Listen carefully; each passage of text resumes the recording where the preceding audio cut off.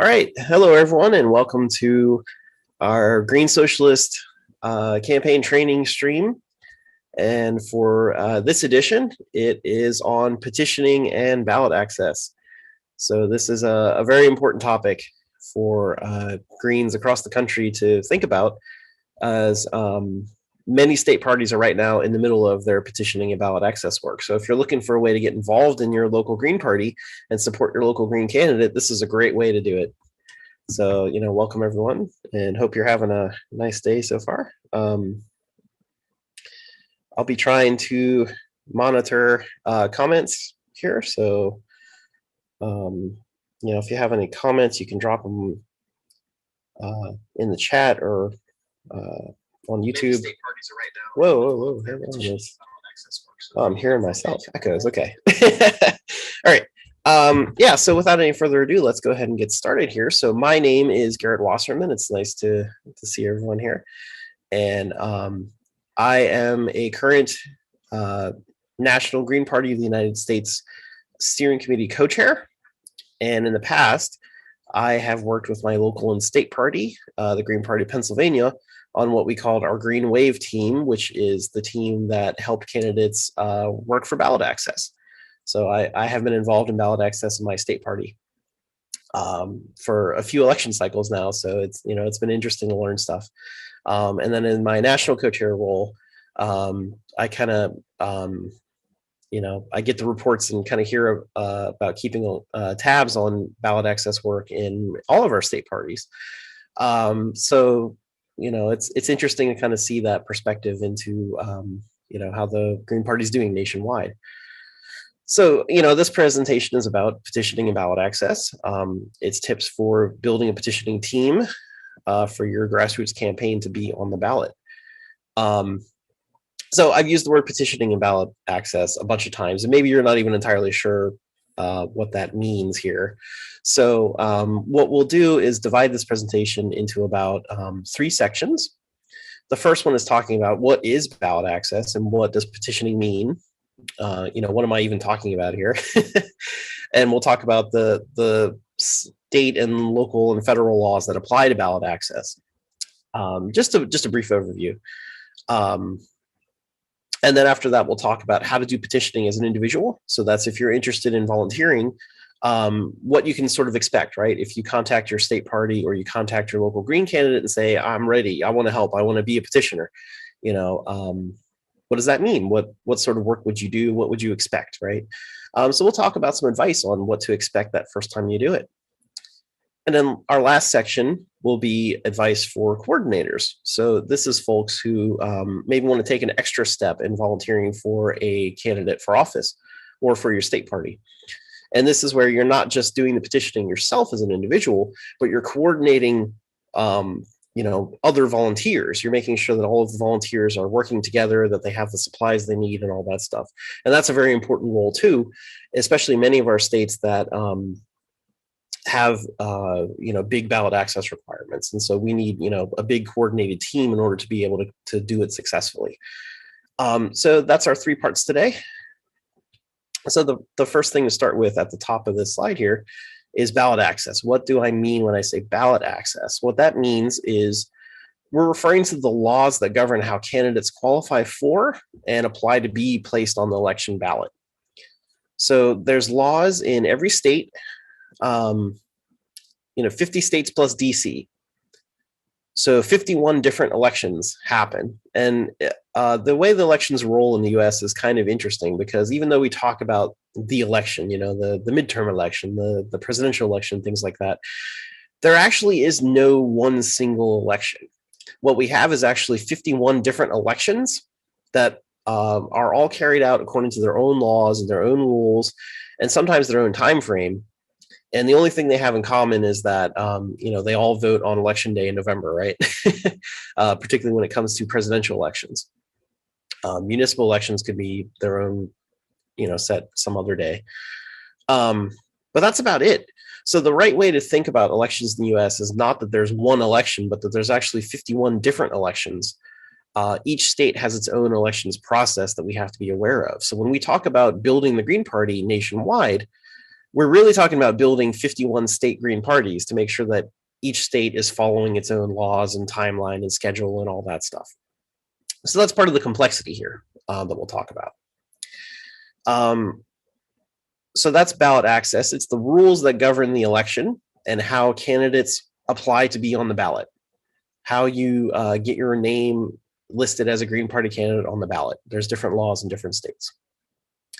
Petitioning is the process that we use to apply for ballot access, to get our candidates and our party on the ballot in those states. And it's referred to as petitioning because for the most part in most states, the main requirement is that we need voters to sign a petition. And we get a certain number of voters to sign a special petition that goes to the state government that basically says, you know, these people want to see this candidate on the ballot in November or whenever the election is. And we meet all the requirements to be on the ballot, right? So it's a whole packet that includes, you know, some legal forms, some affidavits that say, you know, I declare that I can run for office. You know, for example, sometimes offices have like an age limit. You might have to be 18 or 25 or 35 or something like that to run for office. So you fill out the form saying I'm qualified. You include the petition saying you have a certain number of people that want you on the ballot. And then in theory, you're approved to be on the ballot. But that process can be more complicated. So that's what we mean by ballot access and petitioning. So let's start with our first section here to do a little bit more talk about what the state and local laws look like. So we'll talk about the laws and rules for petitioning that vary between states and even between cities. Well, what we'll talk about is the commonalities, I should say. Some of these rules can vary between states and cities. So, you know, I'm not a legal expert on all 51 election laws, right? So, you know, I have to add the caveat here of make sure that you check with your campaign, with the candidate that you want to support, or check with your state party if there's any special rules or laws that you should be aware of. Always check that when you're signing up to volunteer, and they'll probably have their own little presentation or training or something like that for you. But what we'll talk about here is the very common stuff that most petitioning systems work like this, and it's only like, you know, minor changes on like timeline or something like that. So we'll talk about the state election laws that are in common. We'll talk about there's been some Supreme Court rulings that affect the petitioning process. And we'll talk about ballot access equity. All right, so first of all, the ballot access laws, there is, it's important to know that there isn't a federal standard. Like I had said, it's really 51 different state elections. There's not really any federal standard or rules or whatever on how the elections work or the ballot access works or the petitioning works. If you run for a federal office, if you run for Congress, for example, or for president, there is the FEC, the Federal Election Commission, that oversees those candidates, but it's mostly in like a campaign finance sort of thing, right? Like making sure you're filing the right forms to declare how much money you've raised and things like that. It's not setting ballot access requirements for the states. Each state can kind of do its own thing. And so that's what we have. We have 51 states that all have their own rules and sets of laws. So it can be a little bit complicated to figure this out on a nationwide scale. These ballot access requirements vary a lot between the states. Like I said, most of the states do it by collecting signatures on a petition, but the amount of signatures you need varies wildly. Some states, it's only a few. Some states, it's, you know, quite literally some of the highest requirements in the entire world in some of our states. We'll get to that in a moment. So generally, ballot access laws consist of some combination of two things. You need to have that petition with signatures from registered voters. Sometimes in some states, the signatures have to come specifically from people who are registered to vote as a Green Party member. But not all states require that. Sometimes it's just anyone who's a registered voter for any party or an independent can sign your form. So that's one of those little differences you have to make sure with your state. The other thing is that very often many states will require, along with this petition, you have to file ballot access filing fees. And again, the filing fees are also a wide range, between like a small copying fee of, $50 or something like that, versus some states it goes up to, like, I think Oklahoma was like a $35,000 filing fee. Like if you don't have $35,000, you're not on the ballot. That's it. So, you have to raise a lot of money to even be on the ballot in some states. So these are the challenges we face as the Green Party, that we have to have enough volunteers and all to go out and collect these signatures on petitions. We have to raise enough money to pay the filing fees, especially in certain states. And another complication on top of this is that when we're collecting signatures, you don't get to collect signatures all year round. And just whenever you meet the right number of signatures, then you file it. Most of the state laws actually have a window of time where the signatures are valid. So that means you have to collect your signatures between one date and another date. And if you collect them outside that date, they don't count. They don't count toward that. So for example, in Pennsylvania, when we collect our ballot access petitions, we're not even allowed to start collecting signatures on our petition forms until after the Republicans and Democrats' deadline to file to be on the ballot is already over. So when they're out petitioning and they're out getting on the ballot, we're not even allowed to collect signatures. We're not even allowed to do that. If we tried to collect signatures, they would just be invalid. They would get thrown out in court. They would say, oh, these don't count. So we're not even allowed to start petitioning until usually around March. And then we have March until August 1st in Pennsylvania to collect signatures. And that's a longer window. That's a few months. Some states, it's more like, 6 to 8 weeks or something like that. So I think Arizona or something has to collect the signatures a year ahead of time. So if you want to be on the ballot in 2022, they had to have already filed the signatures, which means they're starting the process now for making sure that they're on the ballot next year, right? So, there's a lot of complications on when to collect signatures and all too, in addition to the number of signatures and the ballot access filing fees. So this isn't necessarily, you don't have to be an elections law expert or anything so to be a volunteer, right? Like you don't have to know all the details here, but just kind of making you aware of the challenges that we face in doing ballot access work, really for any candidate, but especially for the Green Party. So I think we talked about some of these things. We talked about ballot access inequity, which is basically that the Greens often face much more difficult requirements to get on the ballot than Republican or Democratic candidates. And of course, that's by design. It's, they want to make it a duopoly. They want to make it hard for us to be on the ballot. And here's some of the ways that they do that. They can crank up the number of signatures that's required for the ballot. They can have a short petitioning period, like I was saying, where you only have a few weeks to collect a huge amount of signatures. Sometimes there's huge filing fees. In Pennsylvania, one thing they do is the paper size. If you run as a Democrat, you can print out your petition for people to sign from a little home printer. Just you print it out on like a one-page regular letter size piece of paper, and you have your petition. You're ready to go. If you're an independent or a Green candidate running for office, you can't just print it out on regular size paper. You have to use legal size paper.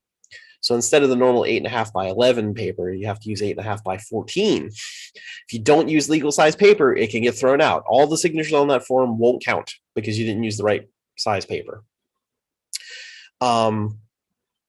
And, we can, of course, print it letter size, but it's something to be aware of, that you can't just print it at home on regular standard paper. You have to have a printer that supports legal size paper. You have to have legal size paper. Most of the time we just go to a copy place and print a bunch of copies and hand them out. And so, it's just a hurdle just to be annoying, right? But we can overcome it. So, but there's paper size. Sometimes filing location is a problem. So for example, if you're running for state office, you might have to file at the state capitol. In Pennsylvania, our capital is Harrisburg, and that's like a 3-4 hour drive away from where I live in Pittsburgh. So if you want to run for state representative, you have to make sure not only that you collect the signatures, that you use the legal size paper and all that stuff, but you have to make sure that you set aside a day to drive to Harrisburg and file it, because you can only file it physical signatures on physical paper, handed in person. They won't accept faxes. They won't accept copies. You can't just mail it to them or whatever. You have to hand it in person in their office. And this was something that actually bit us in 2020, that the Democratic Party kicked the Green presidential nominee, Howie Hawkins, off the ballot in Pennsylvania because of exactly that. One of the forms that we had to file was filed by fax machine because the government office was closed. It was closed due to the pandemic. The pandemic had started. The governor issued an order saying all public offices should be closed to the public because there's an ongoing pandemic, and all paperwork should be filed electronically. And we consulted with lawyers about it. We said, "Is it okay to fax in? Did we get all the paperwork in and all this stuff?" And they said, "Yeah, it'll be fine." The Democratic Party sued in court, and the Democratic majority state Supreme Court said, "Oh no, the governor's order for electronic forms that applied to everything except elections law. You still had to file that in person." So, be aware that you might have to file in person and do the filing location, and maybe you need to make an appointment to make sure that someone's there to pick it up or whatever. So, do what you got to do, right? And speaking of, very often we get legal challenges in court, so we have to raise money for hiring lawyers and fighting it. And in many states in 2020, we actually did win in court, and we did get Green candidates on the ballot. But unfortunately not in every state. So we have to be aware of the complications and make sure that we're doing it correctly. So these are all hurdles that make it harder to run as a Green candidate, but they're not impossible. And really, if we're trying to build a movement to win, to really make systemic change, we need to organize a mass party anyway. We need to organize a mass working class party. And if we have a mass working class party, we can knock out these requirements pretty fast. So I think the right way to think about it is not to despair over this, but to instead say, we can beat it. We have beaten it in the past. We can continue to beat it. And if we keep growing our movement, we will not only beat these requirements, but we will get in office, and we will make the changes that we need to. So because of these things, I think it's important for us to acknowledge the ballot access inequality in all of our Green campaign work. So if you're running for office, make sure you talk about fixing ballot access to make it fair for every candidate, no matter what party you are, even if you're an independent or whatever. Fair ballot access has to be an important part of reforming our elections, in addition to ranked choice and proportional voting and campaign finance and all this stuff. Ballot access equality has to be an important issue the Greens are talking about all the time.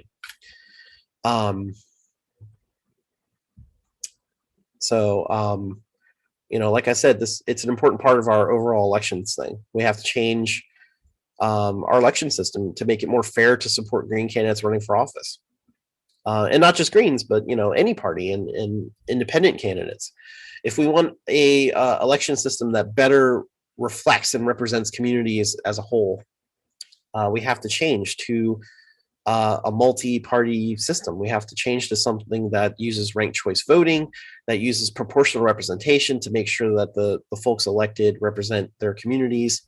Proportional representation using multiple winners per district is usually the best way to accomplish that, to make sure that every community has a representative win in each district, because there's multiple winners per district instead of just one person winning per district.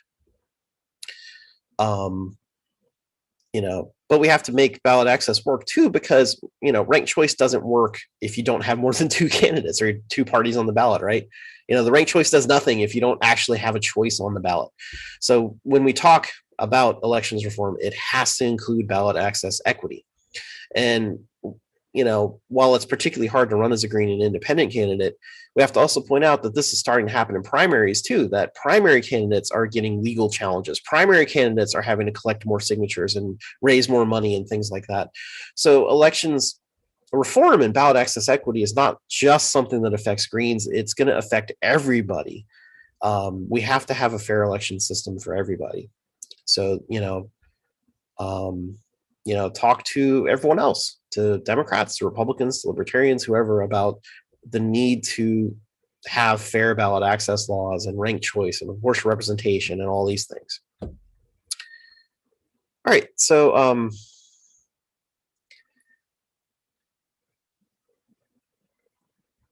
that's important for how the election laws are covered.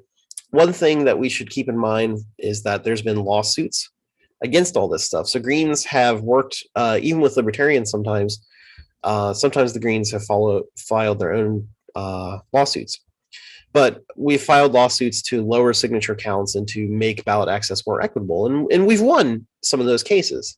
So in some states, requirements are lower because Greens have been fighting. So, again, it's not a place for despair. It's we keep up the good fight, right? So we have lower requirements in Pennsylvania now for some offices because of past rulings. And so, we're keeping it up. One thing to keep in mind is that the U.S. Supreme Court in 1975 issued a ruling in McIntyre versus Ohio that said that canvassing and distributing political literature and, basically talking to people about politics, including getting people to sign your petition and all, is protected First Amendment free speech. So it's very important to keep that in mind that when we're working on ballot access, it is protected First Amendment speech. So you have a right, a U.S. Supreme Court constitutional right to talk to people about the Green Party and to ask people to sign your petition and things. And you don't necessarily need a permit or to ask permission or anything like that in order to do it. You can just ask your neighbors. You can go and knock their doors and say, "Hey, I want to talk to you about the Green Party, and would you sign a petition?" And maybe that's not the best way to do it. We'll talk about that in a moment. But you do have a right to do this petitioning. And a lot of folks maybe don't know that that's the case. So you have a right to canvass and do this. And of course, you have to make sure that you're doing it right. So, but we'll talk more about that as we get there. The main thing is that you have a right to to petition in public, right, in any public space. But you can't go into private spaces. So you can't walk into businesses or something like that and ask people to sign. You would need permission first in that scenario. But if you're in a public space, if you're on a sidewalk or in a park or something like that, go for it. And even going door to door is totally fine as long as they don't have a posted sign saying that they don't, no canvassing or whatever it is. All right. So that's kind of our overview of election laws, right? So that you kind of know when we talk about ballot access, when we talk about petitioning, what to expect, what we're talking about, which is, collecting signatures, raising money to pay ballot access fees, all the different hurdles, making sure that we're collecting signatures in the right way, with the right size paper, filing in the right place, all that stuff. So these are all important things to keep in mind. And the details vary per state. So you'll want to ask your state party or the campaign you're supporting for more details on that. But you at least know what to expect now, right? So now that we've covered the election laws that affect things, we want to talk specifically about petitioning now. What do you have to do to correctly petition? And, what's some good advice to do petitioning correctly? So, we'll talk about what supplies you need to do this correctly. And we'll give some good tips on how to work together with others for petitioning, how to choose a good place to petition. We were just talking about how you have a right to political speech and political canvassing. But where's the best place to do it? We can talk about that. We can talk about the icebreakers. So when you're asking people to sign your petition, what's the best way to approach them? What are some kind of tested and true methods for asking folks to sign? And we'll do a little bit of a Q&A there. We've gotten some questions before, and we'll address some of the most common questions, including the pandemic's not over yet, so we still have to make safety considerations because of COVID. All right, so the first thing is petitioning supplies, and of course, that means you have to have the actual petition. So I have a picture, for example, of what our petition looks like in Pennsylvania.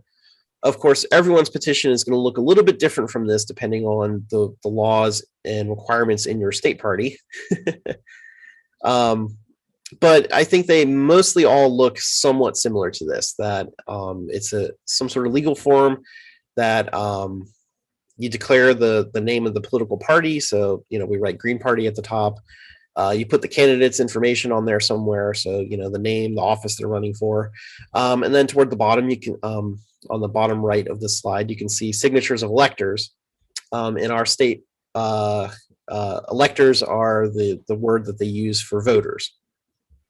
So the voters would sign down there. They'd sign their name, they'd print their name, they'd write their address.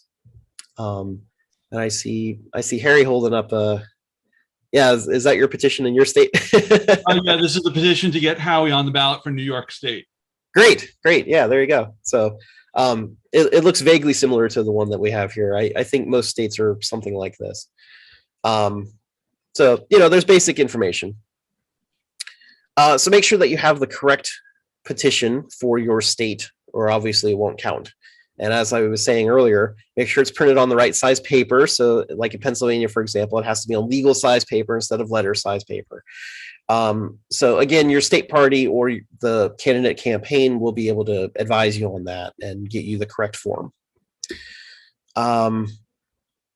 So when you get that, make sure that you follow the directions of the form exactly. So it might be things like make sure you're using only black or blue ink. They won't take pencils or magic markers or something like that. Make sure that they're filling out all the boxes correctly, that they sign their name, they print their name, they write their address in the right spot. One complication on our Pennsylvania form, for example, and of course it varies by state, is if you look at the bottom right of this slide where there's the signature of the elector and there's a line. If you look at the very last box, it says the date of signing right after the place of residence. So what happens? People they'll write their name, they'll write their address, right? House number, street number, city they live in. And it's almost a reflex at this point that part of your address is your zip code. But notice that there is no box for the zip code here. So a common mistake is that someone will sign their address and then they'll write the zip code in the last box, but that's not what the box is asking for. It doesn't need a zip code. It needs the date that they're signing. So you want to make sure that you're familiar with the rules and exactly what information you need on this form so that it counts. And you'll want to walk people through this when you're asking them to sign and point things out like that. Like, don't put your zip code. Today is May 8th. Please write May 8th there, 5/8. To give you one example on the New York State, the one way that they really try to trip you up is the last box here. It says town or city except in NYC, enter county. Yeah, right. And for example, when I write down my address, I write Deer Park, but I live in the town of Babylon. So my signature is invalid if I don't write Babylon in that box. Right. A kind of a counterintuitive thing that most people won't realize. So what I do is I put a sticky note to cover that column. And then after I collect the signatures, we have a database that we have access to, the New York State voter records, and I look those up and fill in what they're expecting in that box to make sure that it's right every time. Gotcha. It's a lot of extra work. Yeah, sometimes you have to do that. I even put a note in here, make a sticky note for the date, for example. You could put a sticky note that says today is 5/8, for example, so that folks do that and they don't get confused about what day it is or whatever. So yeah, if you need to do sticky notes or something to remind folks, that's a great way to do it. Just make sure that folks are filling it out correctly as you go. And if they do make a mistake, usually you can just kind of draw a line through it and say, oh, could you please, fill out the next line, the state is very particular about these. So, to make sure your signature counts, please, do it the right way. So that's the form. Obviously, to make your experience better, you'll probably want some clipboards so it's easy to hand the form to people and have them sign while they're standing up or walking or whatever. You want to have some pens with you so that they can, sign. You can't expect people to have pens on them. Because COVID is still a thing, you'll want to wear your face mask and you'll want to have some hand sanitizer with you. And offering people who are signing, hey, you want some hand sanitizer is usually a good way to go. People generally appreciate that. You can even tell them to keep the pen if you have a bunch of cheap pens, whichever way you want to handle it. And then also consider the weather.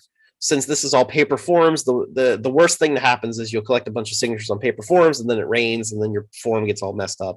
So make sure you have some kind of bag or something with you to keep it in and keep it safe from the rain, for example. These clipboards are a little bit more expensive, but it is a plastic one that opens up and I can store the papers inside and protect them a little bit better. Yeah, that's a great way to do it. Yeah. Exactly. So the main thing, of course, is that we're petitioning to collect the signatures that are necessary to get our candidates on the ballot. But it's also an opportunity to introduce people to the Green Party. So, very often when you approach folks, and we'll talk more about the ways to approach them in a moment, but a common thing that you hear is, oh, I don't know who the Green Party is, or, tell me more about the Green Party or something like that. So it's usually a good idea to keep some flyers with you about who the Green Party is. And again, your state party or your candidate can probably get you some of this information. But keep some flyers with you. I have some photos here of the Green Party's key values. For example, there's a little pamphlet about the Green Party. There's a poster for the Green New Deal. These are all available on the GPUS website. If you go to the merchandise page, it's listed under merchandise, but it's free. You just click the flyers that you want, and it's a free download. You sign it up and you get the download, and you can print them yourself. But like I said, probably your state party or campaign already has some pre-printed, so you can ask for that too. But you can print your own if you need to. Have some literature with you so that you can hand it to them.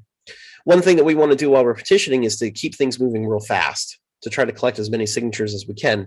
So very often, instead of getting sucked into a long conversation, you can invite people to check out the website, for example, and say, hey, read about the Green Party platform on the website. Here's a flyer about our key values or the Green New Deal or something. And, hopefully that answers your questions. And if not, you can check our website, or sometimes it's good to have a sign up form, for like an email list. And you could say, if you have any remaining questions, you can sign up for our email list, and we can get in touch later. So having that sign up sheet to collect their email and phone number, and if they have any comments or questions or something is usually a good thing to have too. And then if you want any extra swag or something, maybe you want to hand out buttons, for example, for your candidate, that's something else to ask the campaign if they have that. Sometimes they do. So next is, how do you find a place to petition? Where do you go to ask people to sign your petition? One of the nicest things is to start local. So start with your own neighbors. Go next door and knock doors in your apartment building or in your neighborhood or whatever, and talk to your neighbors about the candidate, and ask them to sign the petition. But that's the best place to start, because it's building a local network of your own neighbors, right? People begin to know who you are and know who the Green Party is, and you can actually start to build a local Green Party there in your neighborhood over time by talking to folks. So that's probably the best place to start. But if you're also looking for kind of high traffic areas to collect a lot of signatures, there's some other places that you might consider. Farmers markets are often a great place. Usually a lot of people go in and out of farmers markets, and usually you could stand right outside of the farmers market and ask people to sign as they go in and out. Sometimes if the farmers market is friendly, they might even let you set up a table in the farmers market itself and catch people that are going by. So you can always ask if that's okay. Any public building is a good place. So like a post office, lots of people go in and out to check their mail or to mail things. If you have a busy post office near you, that might be a good option. Same for a library. If you have a busy local library near you, that's a good place to talk to average voters that are just kind of walking by. You will want to make sure that they're actually registered voters, though, when you're talking to people in just kind of generic public spaces, because not everyone is registered to vote. So that's actually a good reason that you might want to keep a couple of paper voter registration forms with you. In some states, you can have them fill out that form to register to vote, and then they can immediately sign your petition right there. So that's a consideration. Crowded city corners. If you're in a bigger city, this is a great place to do it. If you hang out near, for example, a bus stop, people are going in and out of the bus stop all day, and so you can collect a lot of people as they're passing by. Another great one is on election day. So most of the time, Greens run in the general election, which is usually in November, but there's usually a primary election just for the Democrats and Republicans in the spring sometime, in April or May or somewhere around there. It depends on your state, of course, but often there's a primary election. And so if you're lucky enough to be in a state that has a primary election that falls during your petitioning window, that's a great place to collect signatures, because you can go outside of the polling location and everyone going in and out of there is a registered voter. So you have a very high probability of getting valid, good signatures. So you might want to consider that if that's an option to you. Courthouses and other government buildings, like I said, especially during kind of lunchtime or whatever during the week, is a good place. People go in and out of the government buildings to do whatever they're doing. Outside of grocery stores, obviously everyone goes to grocery, they got to buy food. So that could be a good place, although be mindful that that's a private property situation, where if you're standing in the parking lot or something, you're technically on private property, and they could ask you to leave. They could call the police or something like that if they get really upset. So you'll want to make sure that you're not on the private property, that you're standing on, for example, the sidewalk outside of the grocery store. If you know the people that run the supermarket or whatever, you can ask the manager if it's okay to stand there. And if they give you permission, then it's totally fine. But don't assume that you have permission. Same for any local events. If there's some special local event, a concert or whatever going on, you might stand outside the event and try to collect signatures. But again, be wary if it's on private property, right? Make sure that you stay on, for sure, public property when you're doing it, unless you have permission. So a good way to make sure you're on public property is I say the sidewalk. The sidewalk is public property everywhere. So if you're on the sidewalk and you're not blocking people or whatever, then usually it's okay. And I already mentioned canvassing door to door. So you can go door to door to ask people to sign your petition. And the best neighborhood to do that is probably the one where you live, and to get to know your own neighbors and see if you can grow a Green Party in your community. I would also encourage folks to work in pairs so that you're not out by yourself for various reasons. It could be partly for safety, but also partly so that you learn from someone who's more experienced. Again, your state party or the campaign can probably help set you up with someone to do that. So you can ask about it. But work with someone else, especially if you're in a very public, crowded location. Because then, it's not necessarily a bad thing, but there's so many people that you can't actually get to everyone with your clipboards. Like, even if you have 2 clipboards and you're trying the best to flag everyone down, there's only so much one person can do. So if you know that you're going to be at a very crowded location, you might want to go with a couple other people to make sure that as a team, you're grabbing as many people as possible. Because if you're busy with your clipboard asking someone to sign, then while that person is signing, you have however many people walking by that you're missing, that you're not even talking to. If you have a partner with you while you're busy, they could be grabbing those people. So, it's good to pair up with some other people while you're doing this, particularly in very busy locations. All right, so we've talked about the locations and talking to the voters, but what exactly do you say to them? Well, it's kind of its own art, and there's no really one approach to rule them all. It's more about what you're comfortable with, but here's some example tips that work pretty well. You can use some icebreakers. So when you're standing there with your petition, your clipboard and all, you can ask folks if they're registered voters, for example. And if you get a positive response and they say, oh, yes, then you might be able to stop them and tell them more about, hey, I'm trying to get the Green Party on the ballot, and go from there. That's a good icebreaker, but one thing to consider is that it might turn some people off, because if they're already registered voters, they might think that you're only trying to register voters, because sometimes, their voter registration drives. So they might say yes or no or whatever it is and just keep walking because they're like, I don't want to get registered right now. So you might want to be more specific about what your ask is. You might want to say, hey, can you help me out with your signature? Can you help me put another choice on the ballot this November? One of our veteran petitioners here in Pittsburgh used to always say, would you sign saying that the Green Party has a right to be on the ballot? And that usually would catch a lot of people's attention, because most people believe in free and fair and open elections. They think everybody should be on the ballot. And so not only will they sign, but they'll ask, what do you mean that you're not on the ballot? Like, how does that work? And so you can kind of explain what we were saying earlier, that Greens face a lot of extra ballot access hoops to jump through. And, that gets people upset. And when they get upset about it, they're like, oh, of course I'll sign. You should be on the ballot. That's actually a very common response. I see you holding something up there, Harry. Yeah, I put a big sticker on the back of my clipboard. So even when I'm not speaking, like if I'm talking to one person, somebody walking by who already likes the Green Party might like pull over and ask when they're done or whatever. Yeah, perfect. Yeah, you can verbally ask people, and if you have a sign or a sticker or something like that, that's a great way to do it too. But let folks know what you're out there for, and some type of pitch that's something to do with like the Green Party on the ballot. Like, we have a right to be on the ballot. Can you help me get on the ballot? Can you sign this to put us on the ballot?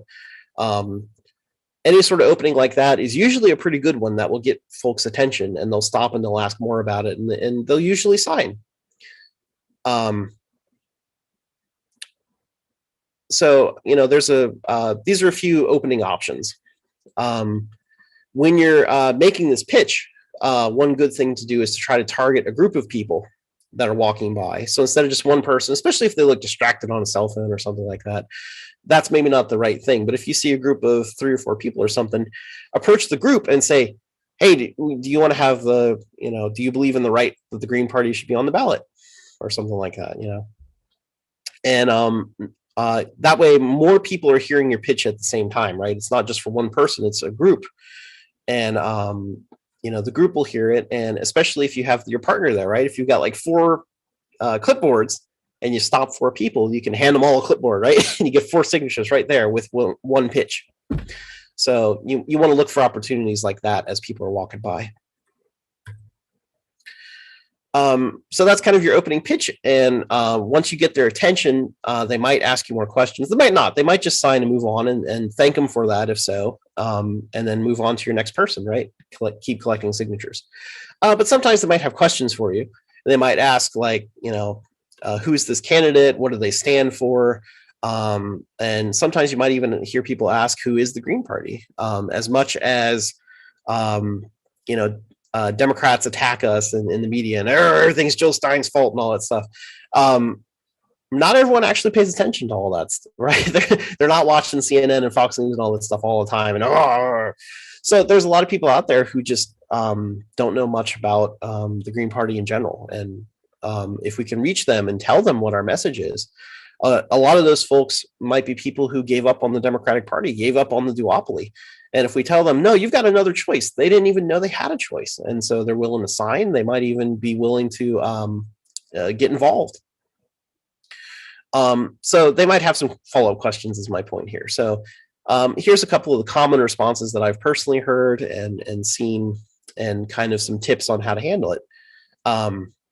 First one is, tell me more about the candidate or the Green Party. So like I said, really our goal here is that we want to collect as many signatures as we can as quickly as possible, because we're trying to meet our deadlines and our requirements. But of course you don't want to be rude. So what you want to try to do is respond to them, but keep it short. So, a good way to talk about it, for example, is that, we're a party that supports our 4 pillars, democracy, ecology, justice, peace. You could say that, we're a party that supports healthcare, Medicare for all, the environment, and a Green New Deal, and social justice, or something like that. You can keep it short like that, and then hand them the literature that we were talking about a moment ago, and invite them to read more, check out the website, and to contact you if they have any questions in the future. The important thing is to try not to get sucked into too deep of a conversation, and especially not a debate. You don't want to debate anyone right there. If they start getting funny about, oh, well, what do you mean about this? And collecting signatures is not really the place to do that. So you can just hand them some literature and say, these are our stances, and check it out, and feel free to contact us later. And then, get back to petitioning. But that said, I don't want to scare anyone, because in my personal experience, and a lot of folks' experience, the people that want to debate or whatever are not actually that common. Most people are actually pretty friendly, and they'll sign, or they'll ask a friendly question, and they'll take a flyer, and it's not a big deal. So The best thing you could do is just kind of give the flyer and direct them to the website and then keep petitioning.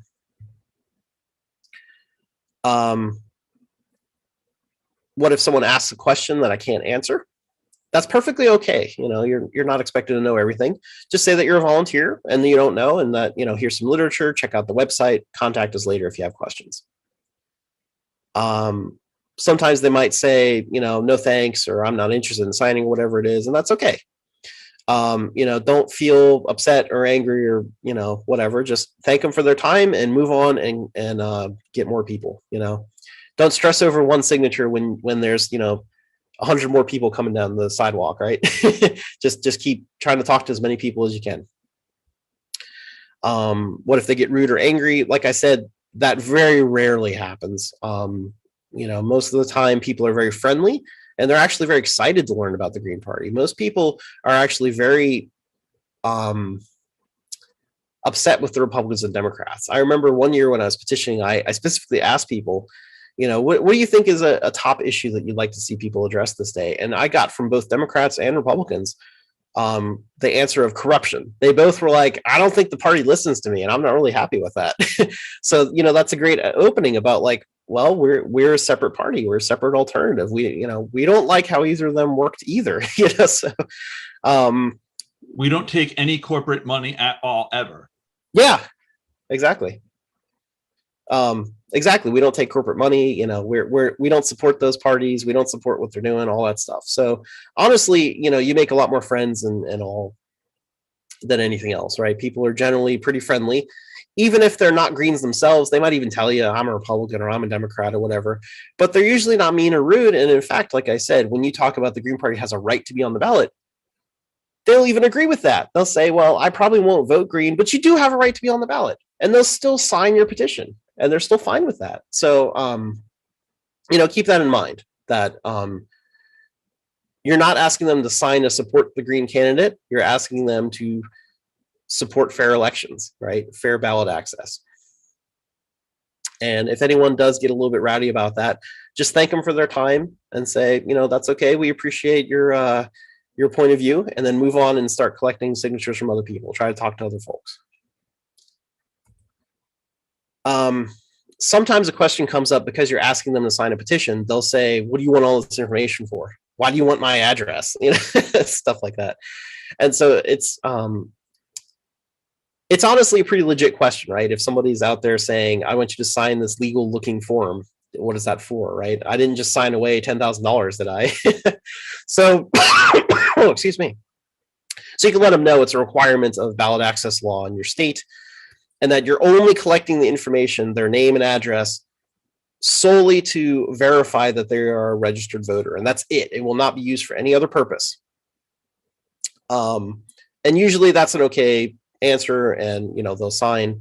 They might ask to like read a copy of the petition. If so, hand them a clipboard and say, read it over here, and then you get back to collecting signatures. They can spend as much time as they want reading it, but don't let them slow you down, right? Keep getting signatures until they decide what they want to do about it.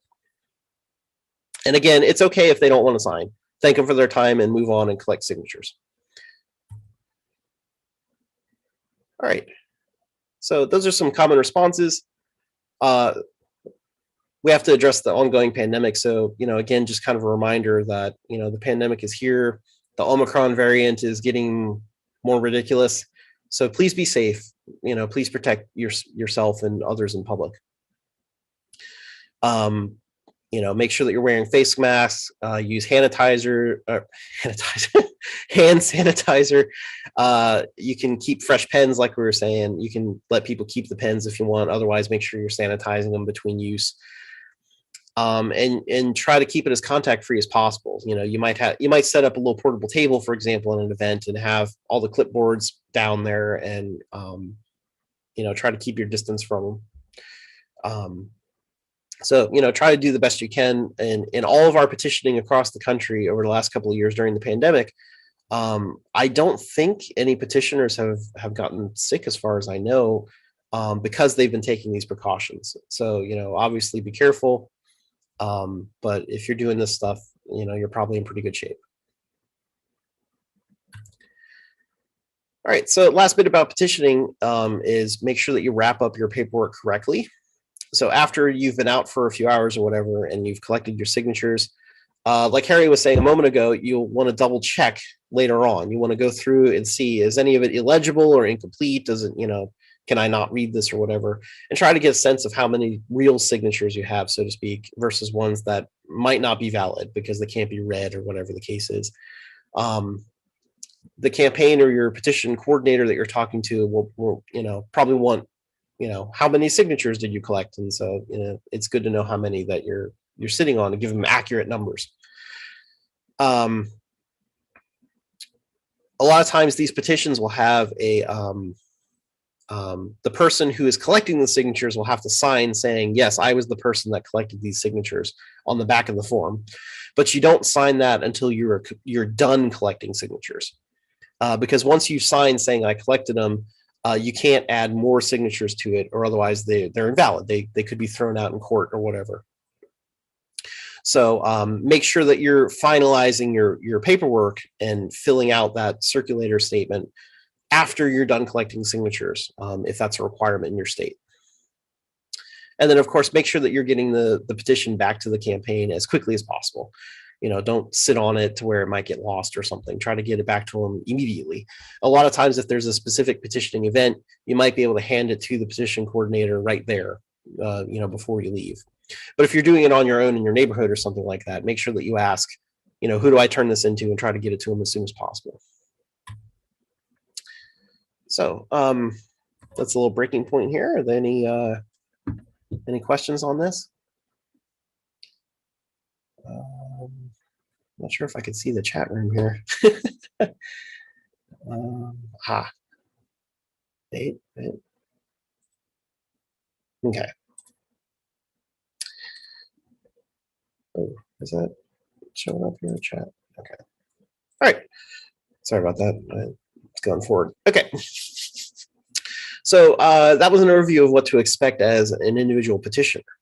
That you'll be out collecting signatures on your form, some common responses that you'll hear from people when you approach them, some ways to break the ice when you approach them, and just kind of an overview of what sort of supplies you might need and answers you could give them.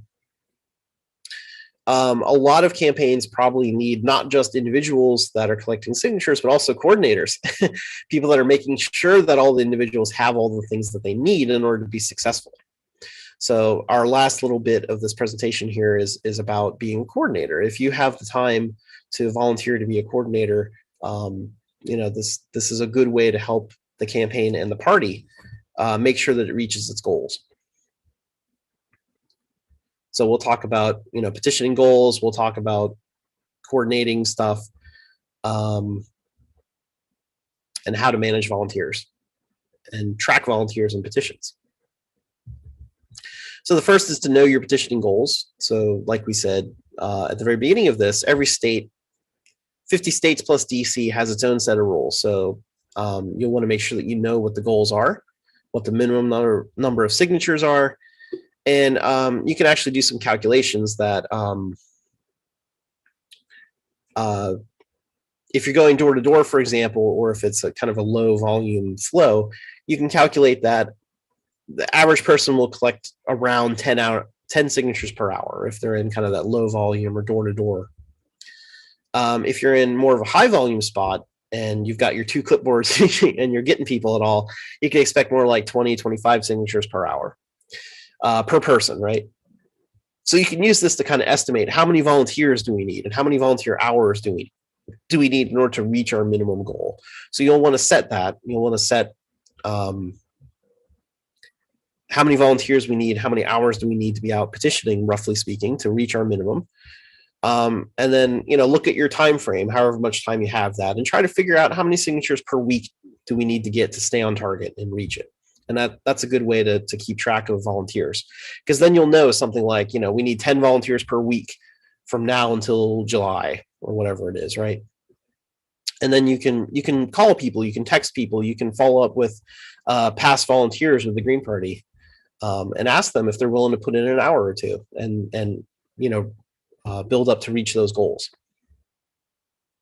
So I give an example of where we're at in Pennsylvania. Our statewide candidate needs about 5,000 signatures, which is more than some states, but also a lot less than some others.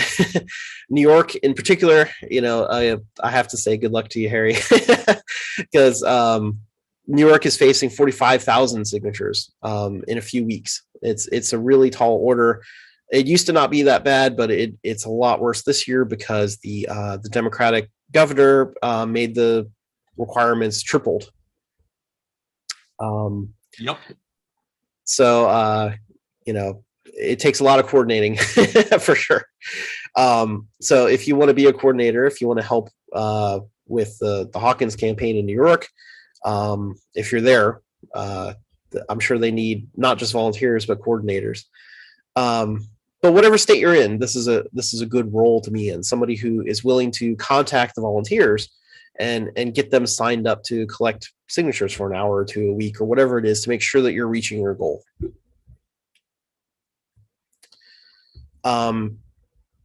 Ideally, you would want to contact people and ask, are you willing to petition in your neighborhood, or would you join us? Like, especially if they're new at petitioning, they might be kind of afraid to do it on their own. So it's great to have these kind of intro events where you target some event that you're pretty sure is going to draw a lot of people. Or a really busy bus stop or something like that, right? But you pick a day and you say, a bunch of us Greens are going to meet here together and we're going to petition together. And so if you're new to petitioning, this is a great place for you to join, and you can help us out and you can learn from some people who have done it before and get the swing of things. So you might want to look for some interesting events in your neighborhood. You can look in community newspapers or newsletters, especially for kind of allied activist groups. Greens work with various environmental justice groups and peace groups and whatever. And some of those groups might have some kind of event that you can go there and you can petition. Again, keep in mind the whole private property thing, and it's good to not step on people's toes, and you should ask permission and things like that, especially if it's a friendly group, right? You don't want to accidentally upset them. Say, hey, is it okay if we have a table there? And a lot of times they'll say, yeah, go ahead, have a table, that sounds great. So you could set up events like that. You could look for holiday events, for example. Well, Earth Day just passed, but Earth Day is often a very good day to look for events, because there's usually a lot of public community events that you can go to. And what better day to talk about green values than Earth Day?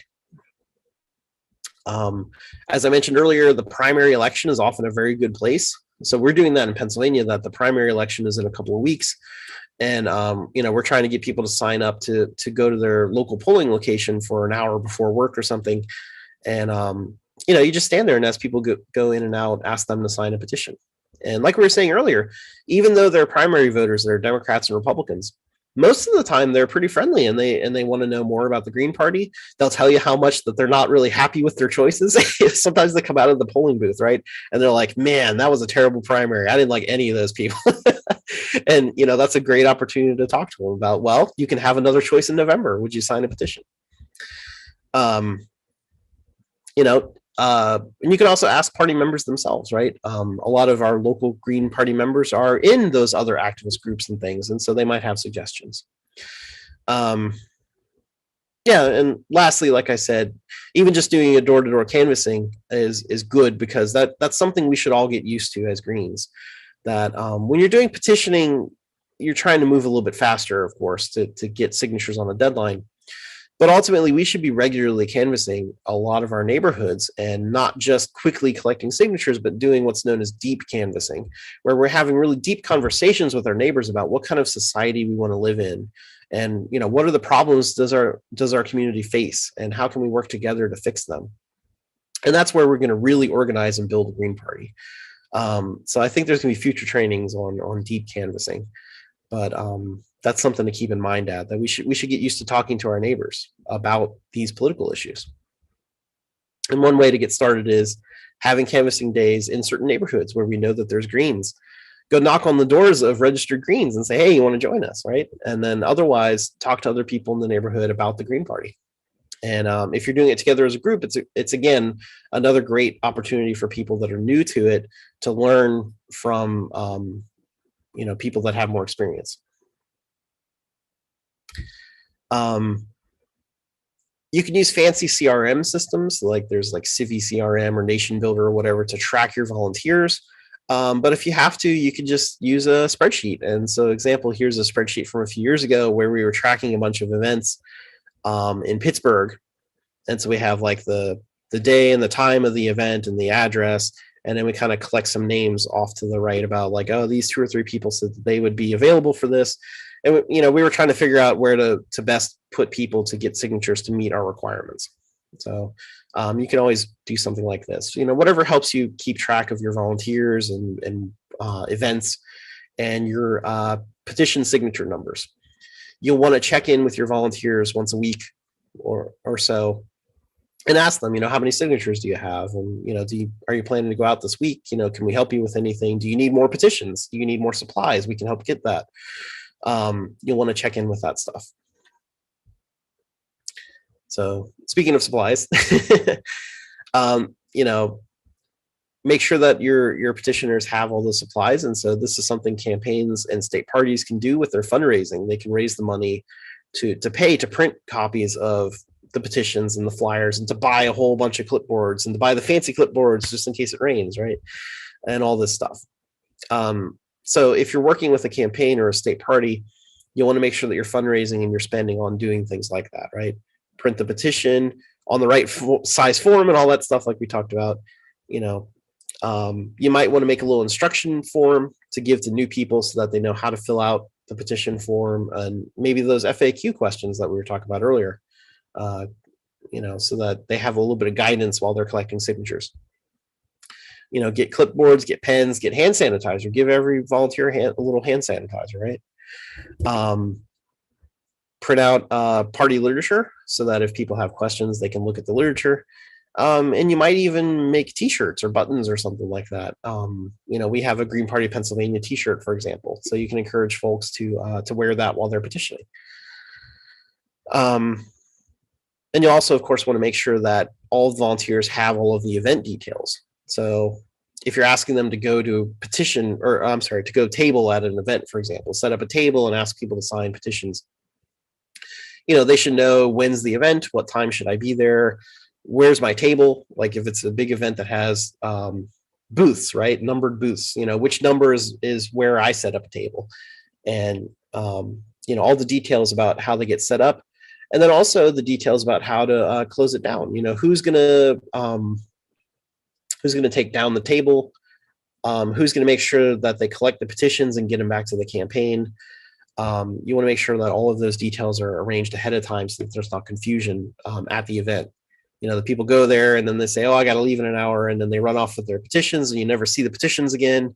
And nobody thinks to pick up the table. And so the table gets left there and, you don't want that situation. So make sure that you have all your details before you're asking your volunteers to do that. One thing that comes up is paid petitioning. As you can kind of imagine by this point, petitioning can be pretty involved. And so some people will sign up for just an hour or two, and that's okay. But, depending on the signature requirements we're looking at, we might be looking at lots and lots of volunteer hours. And a lot of people just, don't have that amount of free time to volunteer, even if they want to. So one way that we can do it is, folks that are looking for part-time jobs, we can pay some of our greens, right, to I don't know, I guess you call it mutual aid. Some greens that need a little bit of extra cash and they have more free time, we can compensate them fairly for all of the time that they spend on doing the petitioning. So you'll want to ask your campaign or your state party if they can support paid petitioners, if they fundraise to do that. And you'll want to talk with them about it, because maybe when you're recruiting volunteers, you could tell them, hey, we're paying $20 an hour. Would you sign up to do 2 hours on Saturday or something like that? And sometimes that could be not only a good incentive, but I think it just sets the right tone, right? That we're, we're not expecting people to do stuff for free, that, we're compensating people fairly for their time and their skills and their energy and all that. So it seems to be a thing that more and more state parties are doing. And Yeah, so you'll want to ask about that. It depends on your conditions in your state party, and there is some tax things involved in that, right? That like you're considered a contractor, so I think it would be like a 1099 that you would get, and you'd have to declare it on your taxes, and the campaign has to say that they paid it to you and all that stuff. So there's some things that need to happen for that. It's not necessarily an easy, hey, we'll give you $20. So check with the campaign first, but this is often a good thing to think about. And if you're working as an organizer for these campaigns, you might even pitch it to them. You might even say, hey, if we raise some money, you know, we can pay folks to do this, and that'll help us meet our goals quicker and easier. And just to be more fair to our volunteers, we're not expecting them to do all this stuff for free. All right, so any questions there? Let's see if I can pull up the chat window again.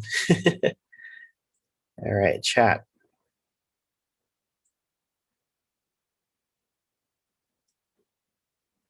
All right, so yeah, New York needs 45,000. All right, yeah, so that that is the stuff about organizing. So I think we've pretty much covered all the stuff that I wanted to talk about. We talked about a lot today, so let's summarize that real quick. We started with ballot access laws. We pointed out that there's really not one election. There are 50 states plus DC elections every year in the US. And some of them are on different timelines. They have different requirements to be on the ballot. And it's kind of a mess. And that's part of our challenge as the Green Party to coordinate all that. That the Green Party is not one national party, it's 50 state parties plus the DC party, right?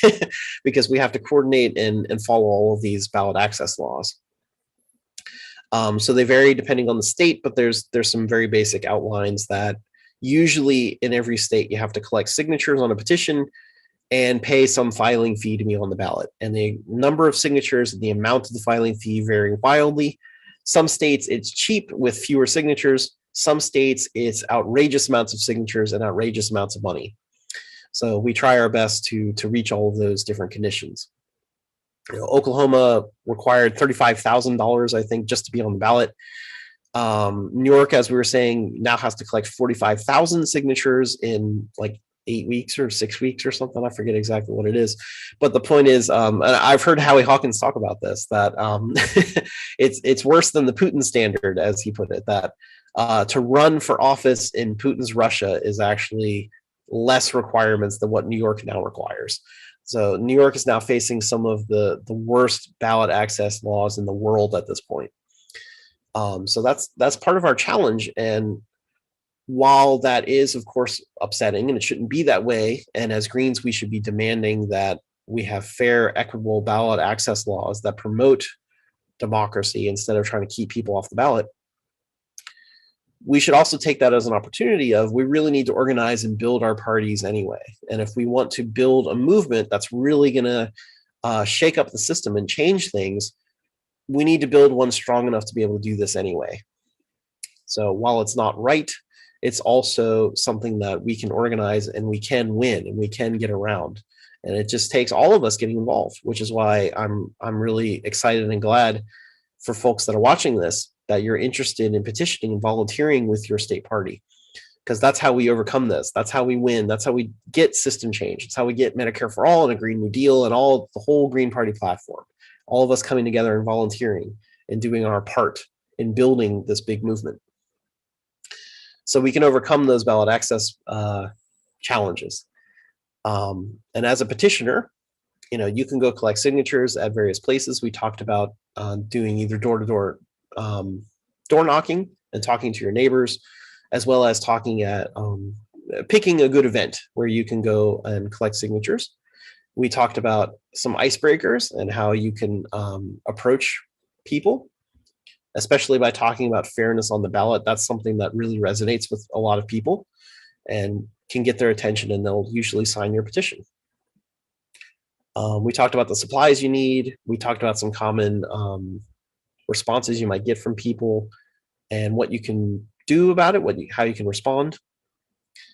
And lastly, we talked about some tips for organizers, for folks who want to go above just volunteering to collect signatures, who want to really get involved with their state party and their the candidate campaign to be an organizer and to help turn out more volunteers to make sure that it's successful. So especially if you're willing to take that on, thank you again for helping build the movement, because as a grassroots party, we don't, like Harry said earlier, we don't take corporate money, right? We are not the Democrats and Republicans. We are built on grassroots volunteers and support and effort. And, our goal is to be a mass working class party that represents the people and not corporations and the wealthy and all that stuff, right? And so again, there's a lot of challenges, but we can overcome them together by building a working class movement together. So again, thank you so much for volunteering to either petition or to get more involved in organizing with your state party or campaign. So I hope that this presentation was a good 101 that gives you some good ideas about what to expect. I of course encourage you to talk to your state party or your campaign about if there's any gaps to fill in. We covered state law, for example, very generically, and there can be specific rules in each state that I don't know about. I don't know all 51 state laws. So, you want to make sure that you check with them if there's any special things that you need to do in your state. But we covered most of the basics, so you're pretty you're in a good position now to get started. So reach out to your state party and campaign if you haven't, and get involved. And again, thank you for being involved in building this movement at this critical time, and not just U.S. history, but also really world history, global history. Yeah, so I don't know if there's any lingering questions here. I think we answered a lot of stuff, even as part of the presentation. So I suppose with that, I'll thank you all one last time and let you go. And I hope you enjoy the day and hope to see you out petitioning. Before I wrap up, I should say this cheat. The Green Socialist Organizing Project campaign trainings, it's on the screen right now. This presentation was part of the campaign training series, which is ongoing for the next few months. It's a combination of practical trainings, like today we talked about petitioning, but also issue trainings, so that if you are a activist, organizer, or a candidate running for office, you'll know how to talk about issues with voters from a green perspective. So our next training is going to be on Medicare for All in a few weeks.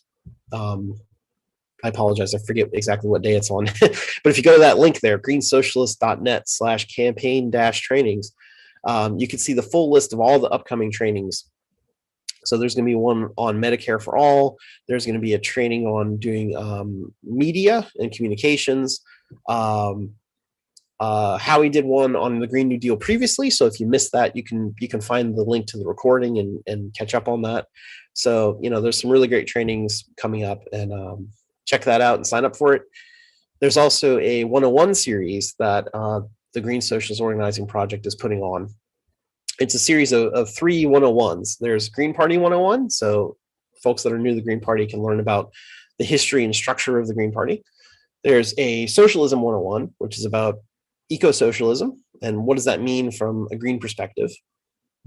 And then there's finally Organizing 101, the basics of how to get involved as an organizer. So we touched on some of those ideas today as a petitioner with talking about canvassing, deep canvassing and all. But if you want to have some more details about where to get started on those things, you'll want to sign up for the next Organizing 101.